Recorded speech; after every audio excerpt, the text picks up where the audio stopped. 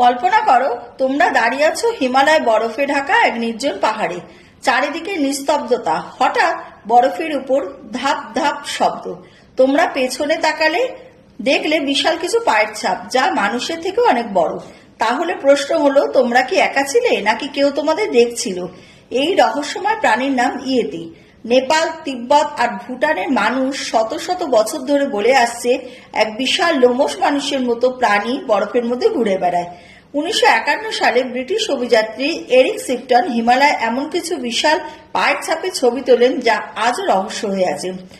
অক্সফোর্ডের genetics Brian Sykes ইয়েতের লোম ও নমুনা পরীক্ষা করে বলেন, এগুলো আসলে হিমালয় ব্রাউন বেয়ার বা অন্য ভালুকের ডিএনএর সঙ্গে মিলে যায়।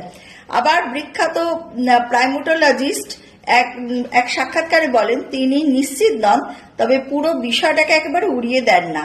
আর কিছু গবেষক মনে করেন ইয়েতি হতে পারে জায়ান্ট পিথেগাস নামে বিলুপ্ত এক বিশাল বানরের বংশধর, যা হাজার হাজার বছর আগে এশিয়ায় বাস করত। এত বছরের গল্প, এত মানুষের দাবি, সবই কি কেবল কল্পনা নাকি সত্যি? এই বরফে ঢাকা পাহাড়ের গভীরে লুকিয়ে আছে এমন কিছু যাকে আমরা এখনো পুরোপুরি বুঝে উঠতে পারিনি। তোমরা কি ভাবো, ইয়েতি বাস্তব নাকি শুধু